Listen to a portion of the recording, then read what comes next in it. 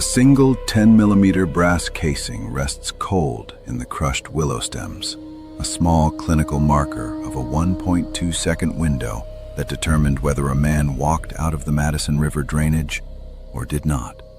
Above it, the river continues its indifferent transit through the Montana corridor, masking the residual scent of adrenaline and gunpowder. This is the physical reality of a survivable grizzly bear encounter. Spent metal, disturbed silt, and a human biological system pushed to its absolute limit. It is September 2018. The Madison River corridor in Montana sits at the precise intersection of two apex behaviors. And to understand the geography of this specific danger, we have to look at the terrain rather than the postcard version of it. Light filters through a dense canopy of riverside willows. This corridor operates simultaneously as a primary transit highway for grizzly bears moving between mountain ranges and as a premier destination for elk hunters and fly fishermen. These populations share the same narrow strip of riparian ground. What the camera cannot fully convey is the acoustic environment.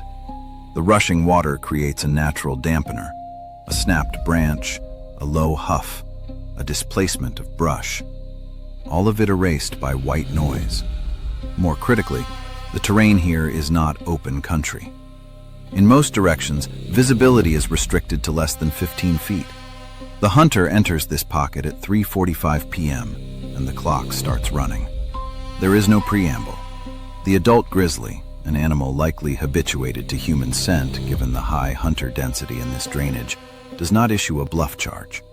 It vocalizes, a sharp, guttural expulsion of air known as a woof, and immediately commits to a kinetic strike. The animal is moving at approximately 30 miles per hour. At that speed, it covers 44 feet per second. With visibility capped at 15 feet, the hunter has less than half a second from first visual contact to any meaningful response. The hunter is carrying a 10-millimeter Glock, chest-mounted.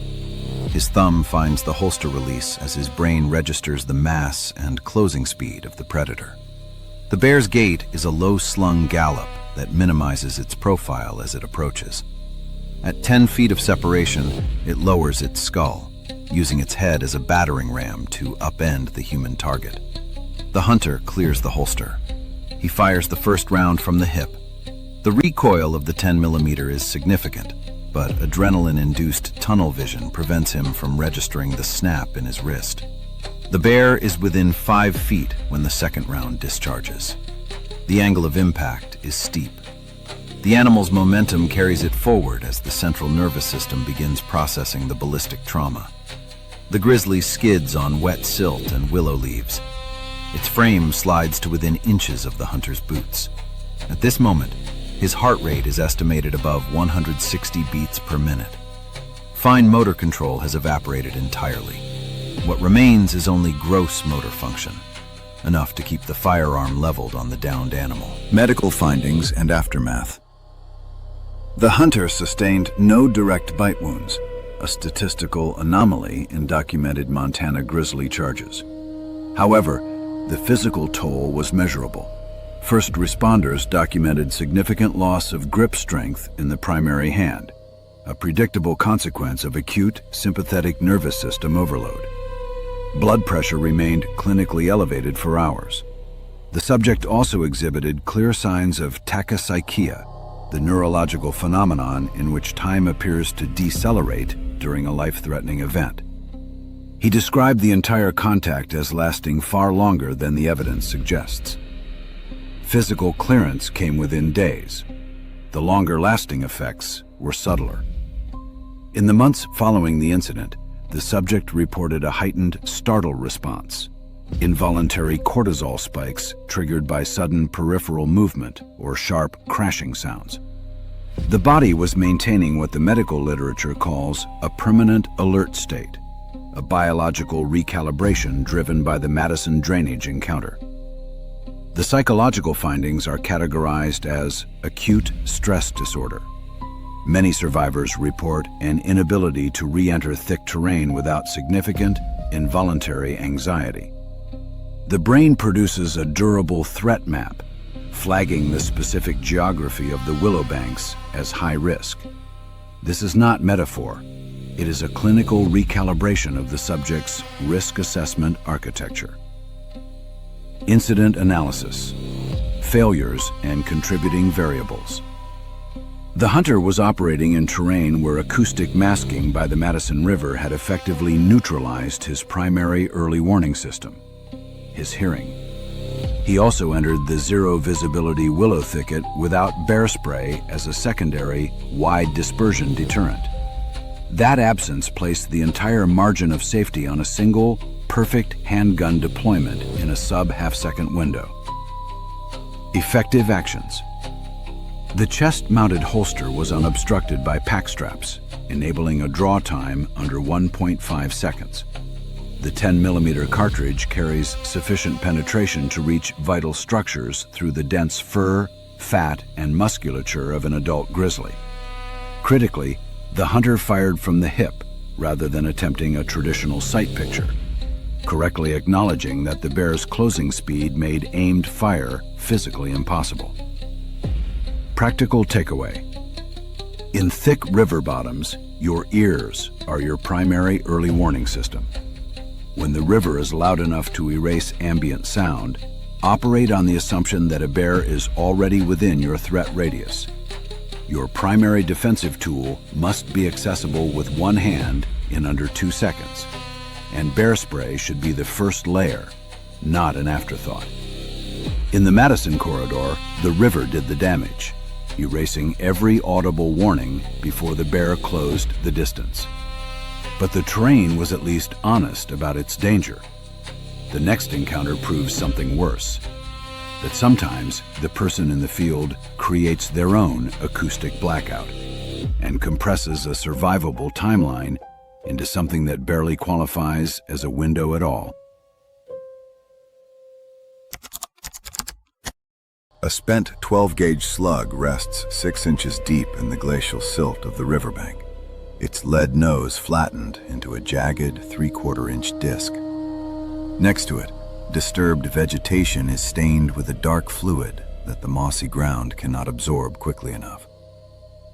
This is the physical debris of a successful defense-of-life shooting, where a human life was preserved by a fraction of a second and an ounce of high-velocity metal. It is July 2021. On the Kenai Peninsula in Alaska, the air is layered with the scent of decomposing salmon and damp spruce needles. The sky is a flat, unblinking gray that eliminates all shadows along the Russian River. To understand why this specific geography functions as the most volatile bear-human interface in North America, we have to look at the density of the participants. This is not the isolated wilderness of the interior. This is a suburban wildlife hybrid, where high-traffic parking lots and world-class fishing holes sit within a 500-yard radius of each other. The sensory baseline is dominated by the rhythmic splashing of sockeye salmon and the constant low-frequency chatter of hundreds of anglers lining the banks. The proximity is the catalyst. On the Kenai, brown bears have transitioned from elusive predators to opportunistic competitors. They have learned to associate the sound of a splashing fish, or even the crack of a firearm, with an easy meal. Prolonged proximity to humans breeds interspecies habituation that removes the animal's natural avoidance instinct entirely. The angler is positioned on a narrow gravel bar, hemmed in by a wall of 6-foot-tall devil's club and alder. Visibility into the brush is effectively zero. The contact does not begin with a visual. It begins with sound. A dry, violent crack of snapping timber that indicates a mass of over 600 pounds moving at high speed through dense cover. The mature brown bear breaks the tree line at 25 feet. Its gait is a low-centered, forward-reaching gallop where the front paws pull far ahead of the chest to maximize ground coverage. At 600 pounds and 35 miles per hour, the animal carries more kinetic energy than a small car at impact speed.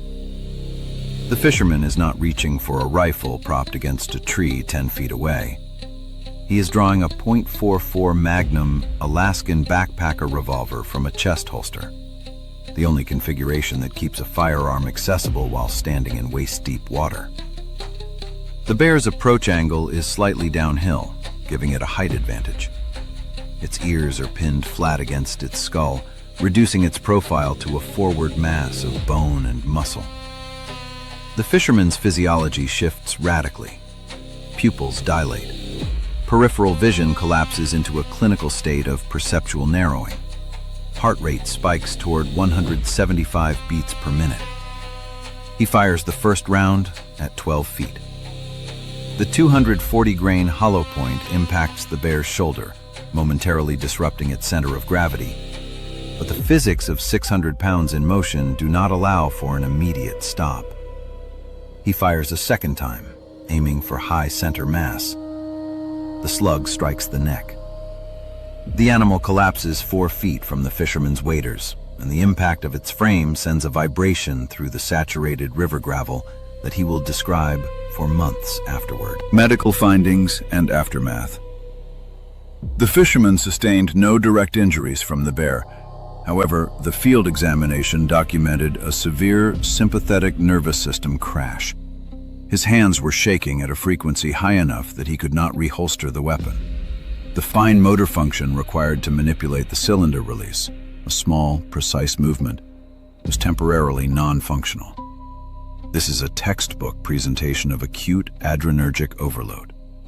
For months following the incident, the subject experienced elevated cortisol levels, sleep fragmentation, and heightened sensitivity to sudden sounds. A secondary physical injury also emerged, soft tissue bruising in the wrist and palm, caused by firing high-pressure .44 Magnum rounds from a lightweight, short-barreled frame under conditions of extreme grip tension, consistent with defensive shooting events where conscious grip control is impossible. The psychological effects are rooted in the threat detection architecture of the brain. The subject developed clinical hypervigilance specific to the Kenai environment. He reported an inability to stand with his back to any dense vegetation. More specifically, the smell of raw fish, previously a positive association tied to his hobby, now triggered an involuntary bracing response. The brain had permanently marked the Russian River corridor as a high-threat environment, and no amount of conscious reasoning overrode that classification. Incident analysis. The fisherman was wearing noise-canceling earbuds while monitoring a podcast. This decision eliminated the first 3 seconds of audible approach, the dry crack of snapping timber, the displacement of brush, which represents the only early warning window available in zero-visibility terrain. He also carried no bear spray. While the firearm proved sufficient, bear spray deployed at 25 feet could have disrupted the bear's approach before it entered the critical 12-foot engagement distance. Chest holster carry was the decisive tactical choice. A hip holster, submerged in waist-deep water, would have been inaccessible. The chest mount kept the weapon dry and reachable regardless of water depth or body position. The use of hard-cast ammunition ensured full skeletal penetration rather than fragmentation at the surface, a critical distinction when stopping a 600-pound animal at contact range. Practical takeaway. In high-density bear corridors like the Russian River, your hearing is your first and only early warning system. Never dampen it with electronics. And regardless of how you enter the water, your defense must be mounted on your torso, dry, accessible, and reachable with one hand in under 2 seconds. 2 river encounters, 2 survivors. Both cases are built on the same environmental truth. When the terrain eats your early warning system, the margin compresses to a single mechanical action. But everything we've established so far assumes wilderness, open drainage, dense brush, moving water.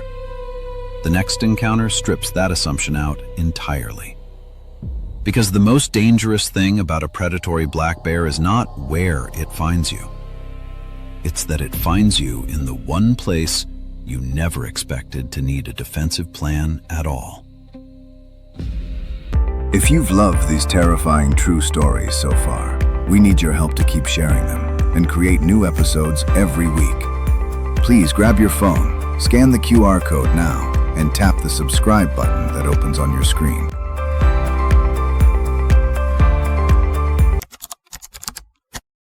A 9mm shell casing sits on the hardwood floor, a clinical silver cylinder catching the grain of a domestic space it was never supposed to occupy. Just beyond the threshold, the metal mesh of the screen door is shredded, its structural integrity compromised by a force it was never designed to withstand. This is the physical debris of a predatory breach, the rare moment when a suburban home in New Jersey becomes a forensic site for a wildlife contact. It is May 2022.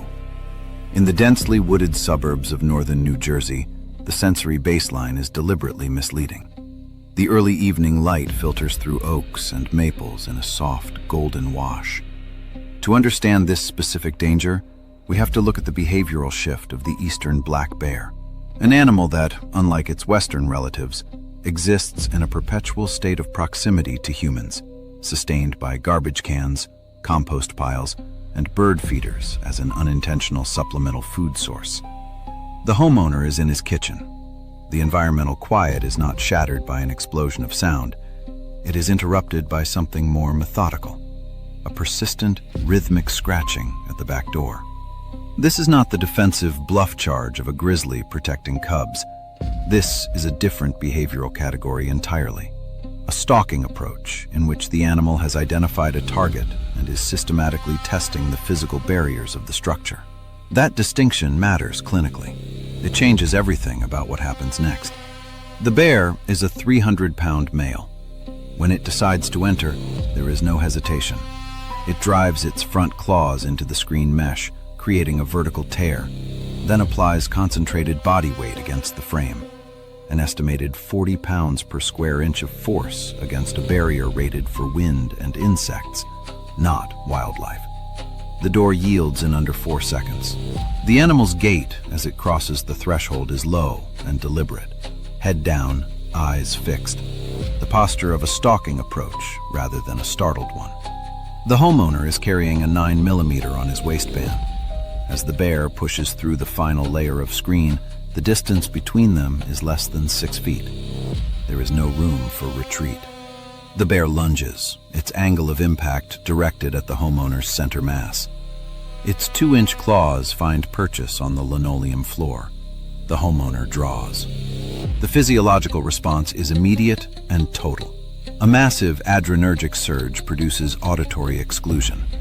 The brain, overloaded with visual threat data, suppresses both the sound of the bear and the discharge of the firearm entirely.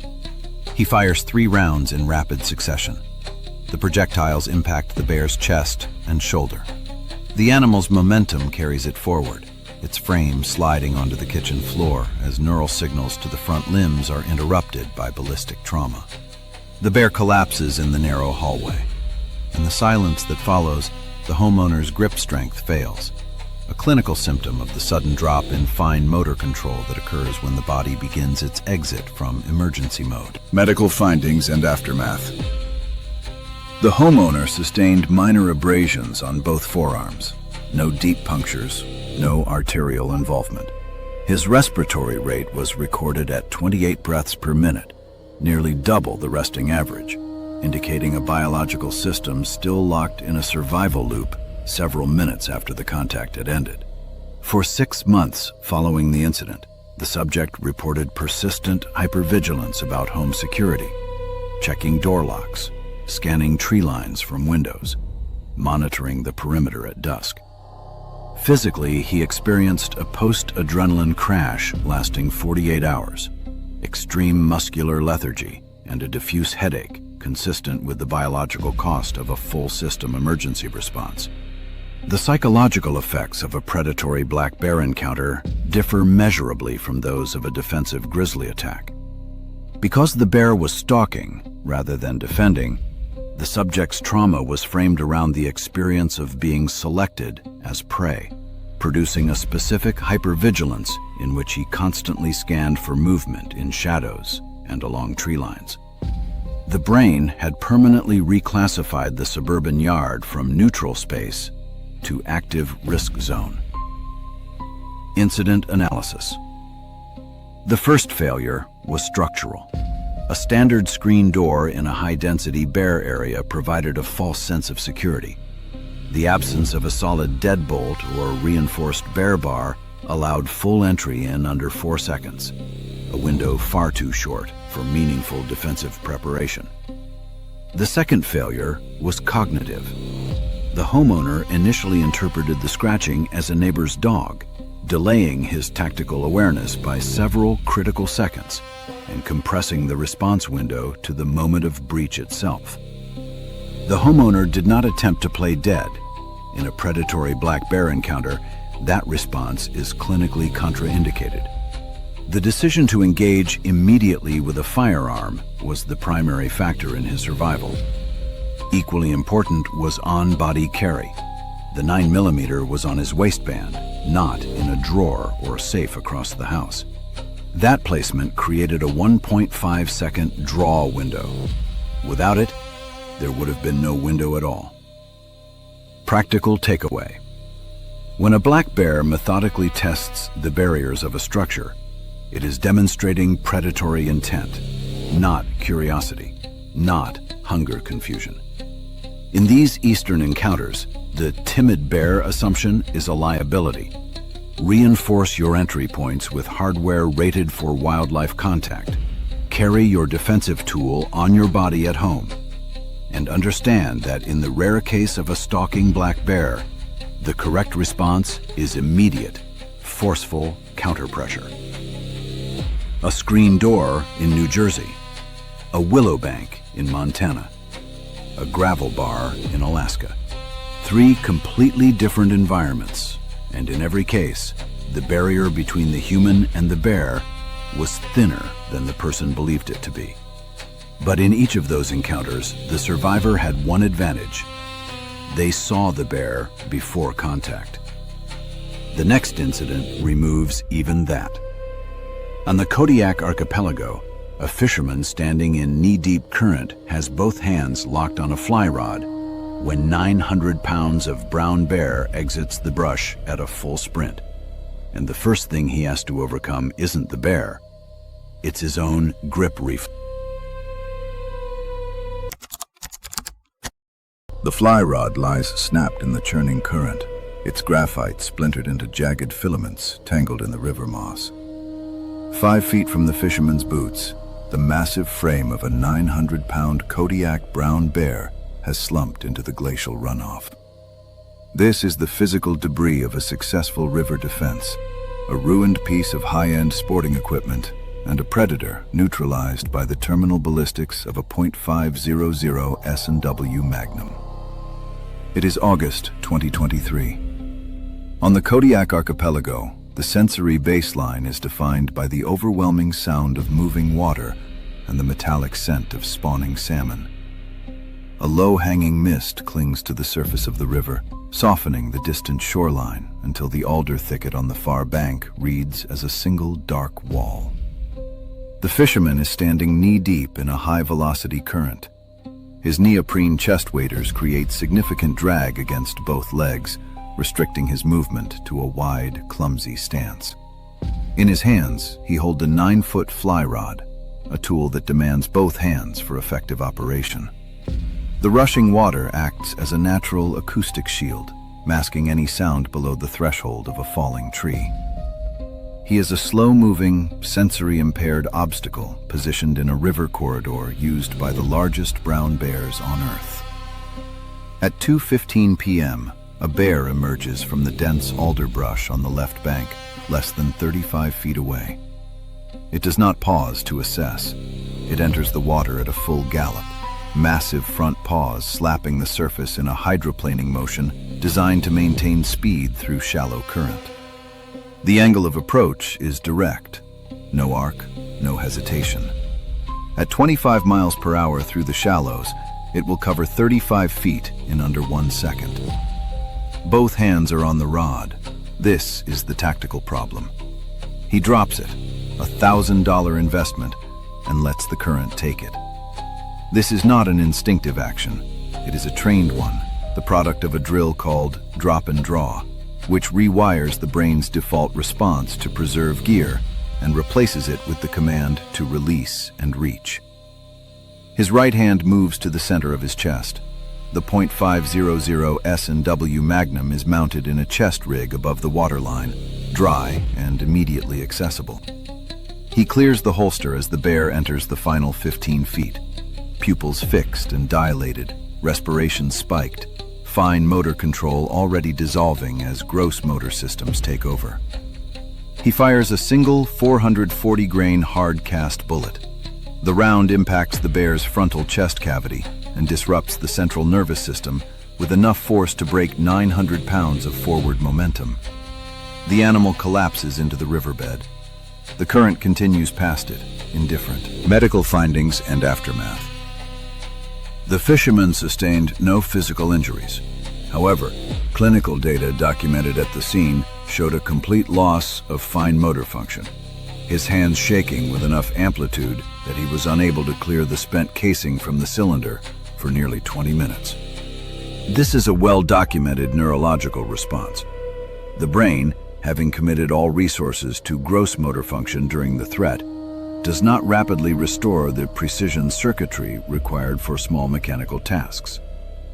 In the months following the incident, the sound of splashing water, previously a neutral sensory input, now triggered an immediate spike in heart rate and a cold sweat. Peripheral shadows produced the same involuntary response. Physically, he developed minor tendinitis in his shooting wrist, consistent with the torque generated by a single unbraced .500 S&W discharge under high-stress conditions. The psychological effects are clinically categorized as post-traumatic stress. Many survivors find that working alone in moving water becomes functionally impossible, the brain having fused the ambient sound of the river with the onset of a charge. This is not emotional damage in the colloquial sense. It is a precise recalibration of environmental risk assessment, executed by a system working exactly as designed. Incident analysis. Failures and contributing variables.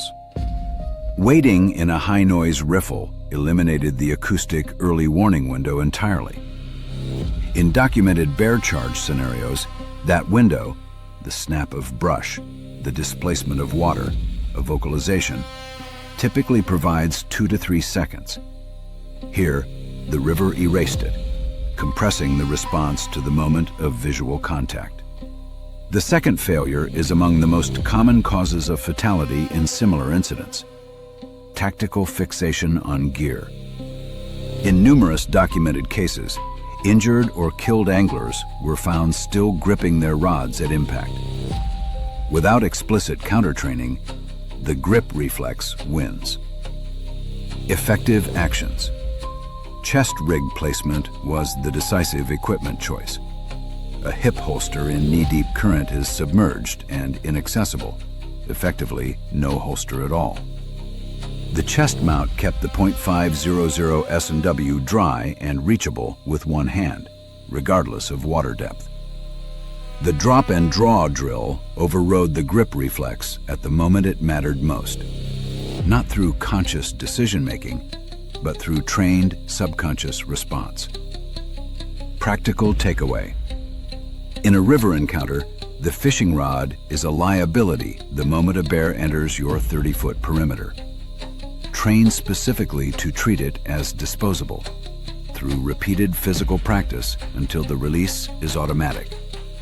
Mount your defense on your chest, keep it above the waterline, and accept before you enter the water that the gear is replaceable and you are not. 4 encounters, 4 survivors. And in every case, the outcome turned on whether the defensive tool was accessible when the margin collapsed. A chest holster, on-body carry, a trained release. The mechanical placement of the weapon has been the constant. But what happens when the tool you trust most, the one with the highest statistical success rate in the field literature, doesn't just fail to stop the bear, but turns against you. On a windswept ridge in the Rockies, a hiker is about to discover that bear spray has a physics problem no canister label will warn you about. A yellow canister of bear spray lies crushed and empty in the snow, its safety clip missing and its nozzle clogged with frozen particulate. 10 feet away, several brass casings from a .40 S&W handgun are embedded in the ice, marking the secondary defensive line. This is the physical reality of a tiered defense failure, a non-lethal deterrent rendered useless by atmospheric physics, followed by a ballistic intervention at near contact range. It is October 2021. In the high-altitude reaches of the Rocky Mountains, the air temperature is a biting 28 degrees Fahrenheit, and a persistent 25-mile-per-hour headwind is blowing directly off the peaks. To understand this specific failure, we have to look at the fluid dynamics of aerosol-based deterrents operating in open, windswept terrain. The hiker is moving along a narrow ridge where visibility is high, but the acoustic environment is dominated entirely by the roar of the wind. He rounds a limestone outcropping and confronts a male grizzly positioned 40 feet ahead, already in a state of high arousal aggression, shoulder dropped, body oriented directly toward him. The hiker carries bear spray as his primary deterrent. What no field study can model for him in this moment is the 25-mile-per-hour headwind pressing directly into his face. The grizzly does not pause. It drops its shoulder and enters a powerful, low-slung gallop uphill and into the wind. At a closing speed of 35 miles per hour across 40 feet of open ridge, it will reach the hiker's position in approximately 0.7 seconds. The hiker deploys the spray at 25 feet, the recommended engagement distance. The headwind acts as a physical wall. The capsaicin cloud, instead of forming a barrier between them, is atomized and driven directly back into his face. In under a second, the deterrent designed to stop the bear has become a chemical assault on the person deploying it. His vision deteriorates immediately. His respiratory system begins to seize as the capsaicin contacts his mucous membranes. His physiology is now under dual assault. Perceptual narrowing locks his brain into gross motor survival mode. He drops the empty canister and reaches for his .40 S&W, mounted in a chest holster, a placement that allows a blind, tactile draw when the hands cannot rely on visual confirmation of the grip. The bear is 10 feet away. His eyes are effectively non-functional. He fires 3 rounds toward the sound and momentum of the charging mass. The 180-grain projectiles impact the bear's chest and head, arresting its forward inertia 3 feet from its position. He cannot see what has happened. He is standing on a windswept ridge at 28 degrees, eyes streaming, respiratory system compromised, firearm still raised, listening for movement. Medical findings and aftermath. The hiker sustained no bite or claw trauma. The injuries documented at the field hospital were entirely secondary. Chemical conjunctivitis from capsaicin contact with the ocular membranes, and acute respiratory distress from inhaling aerosolized spray at close range. His heart rate remained at 155 beats per minute for nearly an hour, a prolonged sympathetic discharge indicating the biological system did not register the threat as resolved long after the bear had stopped moving. For several weeks following the incident, the hiker experienced measurable loss of visual acuity and heightened sensitivity to light. His hands exhibited a persistent tremor for days, the biological signature of a system simultaneously managing chemical injury and lethal threat.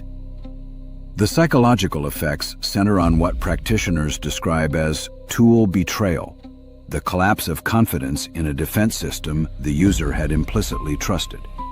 Its failure and its active transformation into a liability produced a lasting recalibration, Wind speed, terrain geometry, and atmospheric conditions are now primary variables in his threat assessment before a bear is ever in the picture. Incident analysis. Deploying an aerosol deterrent into a known, sustained headwind. Bear spray is not a mechanical stop. It is a fluid dynamics problem. Its efficacy depends entirely on the capsaicin reaching the bear's respiratory and ocular systems before the bear reaches the user. A 25-mile-per-hour headwind eliminates that possibility and reverses the chemical exposure entirely. Wind speed and direction are observable before any encounter on an open ridge. This failure was accessible in advance. Statistical over-reliance. The hiker had internalized the research consensus that bear spray outperforms firearms in aggregate encounter data. That data is real, and in calm conditions it holds. But aggregate statistics describe average conditions, not a 25-mile-per-hour headwind at 28 degrees on an exposed alpine ridge. That gap created a dangerous delay in transitioning to the ballistic option. Chest holster placement was the mechanical factor that made survival possible. When capsaicin renders the eyes non-functional, a hip holster requires visual confirmation of the draw. A chest holster allows a tactile draw. The hand moves to the center of the torso, a position the body knows without visual input. The transition from failing tool to firearm, executed within a sub-second window, was the decision that produced a survivable outcome. Practical takeaway. Bear spray depends on favorable atmospheric physics. A firearm does not. Carry both, but check the wind before you enter bear terrain. If it is sustained and in your face, the spray is a hazard to yourself, not a barrier. In those conditions, the firearm is your primary defense from the moment you leave the trailhead. 5 encounters, 5 different terrains, 5 different calibers, and every single one reduced to the same equation. The environment dictates the terms, not the gear. A river erases your hearing. A suburb erases your vigilance. A headwind turns your spray into a weapon aimed at yourself. The survivors in these cases did not win because they carried the right tool. They won because they understood the conditions their tools would operate in, and they had a backup when those conditions failed them. The wilderness does not care what you read on a forum or what you bought at a sporting goods store. It cares about physics, proximity, and time. And in every encounter documented here, the margin was less than 2 seconds. That is the window. Plan for it, or plan to lose it. If you've loved these terrifying true stories so far, we need your help to keep sharing them and create new episodes every week. Please grab your phone, scan the QR code now, and tap the subscribe button that opens on your screen.